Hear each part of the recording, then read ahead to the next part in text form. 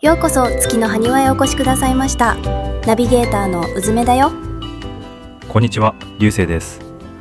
うずめさん、今日はいつものお茶会とは少し趣向を変えて、今まさに国会で起きている緊急事態について作業をしながら聞ける音声解説でお届けします。安藤議員の質疑がネットで話題だけど、あの中には3つの罠が隠されてるんだって。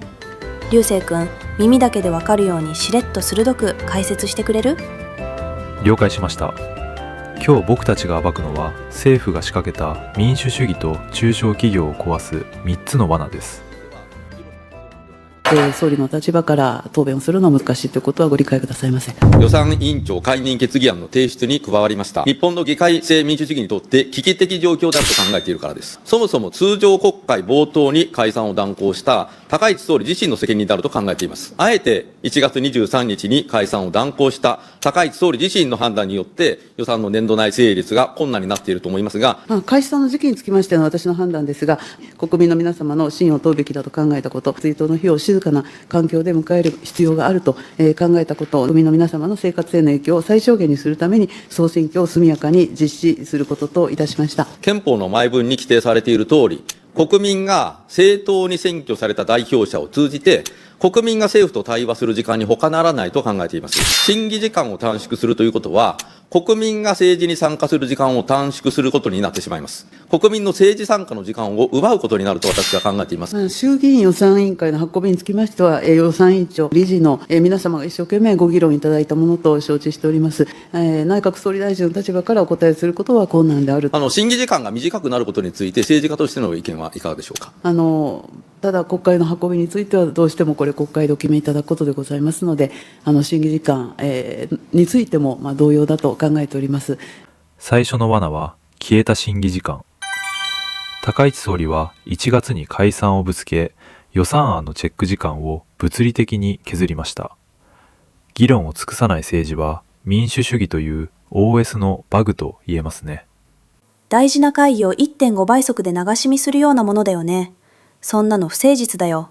それより安藤議員がパネルを出して怒ってた数字の話、国民1億2000万人の意思ってやつだけど、あれも罠なの？はい、それが第2の罠、歪んだ選挙制度です。うずめさん、日本国民1億2000万人のうち、実際に当選者に票が届いたのは何人だと思います？自民党が圧勝したんだから、8割とか9割の人の意思が通ってるんじゃないの？いえ、実はわずか4分の1なんです。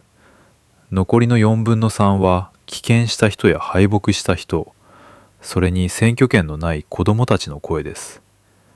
さらに衝撃的なのは、その4分の1の生きた票のうち、自民党に投じられたのは約6割に過ぎません。何それ？そんな少ない生きた票だけで国会の7割近い議席を独占しちゃってるの？そう、国民全体の意思とはかけ離れた数の力、このマジックこそが議論を軽視する火種なんです。だからこそ審議時間が命綱になるんだね。その通り。そしてその強引な数の力で押し切られようとしているのが第3の罠、お店を殺す消費税なんです。お店を殺す？税金って儲かったら払うものじゃないの？普通はそうですが、消費税は別です。安藤議員はパネルを叩いて訴えました。これを解決しないと日本の中小企業の復活はありません。2025年度の倒産件数です。2年連続の1万件超えであることが予想されています。中東情勢が逼迫している中、さらなる物価高も予想されていて、企業倒産はさらに加速することが予想されていきます。今、どのように対応することをお考えか。恣意的に資金繰りに窮する事業者に対しては、日本政策金融公庫によるセーフティーネット貸付や信用保証制度を通じた資金繰り支援などを講じていきます。でそれでもなお、過重な債務に苦しむなど、経営環境の厳しい中小企業に対しては、各都道府県に設置している中小企業活性化協議会による相談助言等を通じた事業再生支援などを行ってまいります。それだと対応しきれないんじゃないかなと思います。赤字幅が膨らむということになります。こういった事態を防ぐためにも、消費税の一時停止、課税の一時停止、こういったことも考えるべきではないかと思いますが、消費税は第二法人税的な意味合いがあるので、法人税でありましたらね、ことをお願いして、その場合、イランの状況も非常に流動的でございますから、できるだけのことをさせていただきたいということで、ぜひお願いをしたいということを申し上げているわけでございます。コストが思った以上に上がっていって、それに伴って売り値を上げるなんて無理です。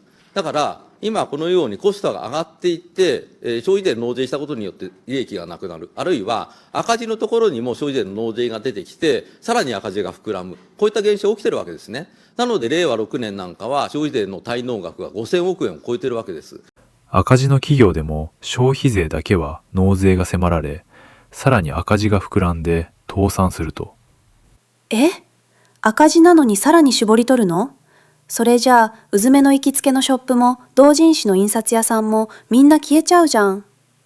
まさに、現場が全滅してから予算を配ってももう遅いんです。安藤議員のこの叫びを政府は予備費があるから大丈夫とまともに取り合いませんでした。取り合わないって、安藤議員あんなにパネルを叩いて、このままじゃ倒産が加速するって必死に訴えてくれてたのに。はぁ？ええ。安藤議員は赤字になれば法人税はゼロ。でも消費税だけは赤字幅を広げてでも持っていかれる。これじゃあ中小企業は立ち上がれないと数字を突きつけました。早苗ちゃんなんて答えたの？さすがにそれは大変だってなったでしょ？保守議員のエースだし。いえ、本予算案を早期成立させることが最大の景気対策だといつもの定型文で交わしたんです。安藤議員が今この瞬間の出血を止めろと言っているのに、総理は後で絆創膏を配るから待てと言っているようなものでした。絆創膏を配る頃にはもうみんな息絶えてるよ。そんなの運営がサーバー落ちてるのにメンテナンスは来週ですって言ってるような絶望感だよ。鋭い例えですね。安藤議員は最後、消費税の減税、あるいは一時停止こそが必要だと強く迫りましたが、議論は平行線のまま時間が来てしまいました。信じられない。現場の出血が見えてないの？このままじゃ日本の文化もみんなの楽しみも全部打ち切りになっちゃうよ。だからこそ安藤議員のように鋭くバグを指摘する声が必要なんです。僕たちにできるのはこの現状を知ること。そして次の選挙という名のログインボーナスで誰を代理人にするか選ぶことですね。うん、うずめ、もう寝ながら中継見たりしないよ。自分の推しや生活を守るためにみんなと一緒に声を上げていきたいな。いい心がけです。さて、長くなってしまいましたが、今日の解説はこのあたりで。みんなも最後まで作業しながら聞いてくれてありがとう。また次のお茶会でお会いしましょうね。月の灰にはポッドキャスト。それでは皆さん、ごきげんよう。投票数とですね、つまり投票数というのは民意だと思います。でも民意と議席が、対応関係になっていないと。やはり民意を問うということであれば、民意に応じた議席数で、それなりの議席配分がされるべきだと思いますが、そういう結果になっていないですよね。選挙結果は国民の皆様の意思が今の選挙制度を通じて議席数に反映されたと。残念ながら今の選挙制度だと、多様な民意を反映する結果になっていないと言わざるを得ないのではないかと思います。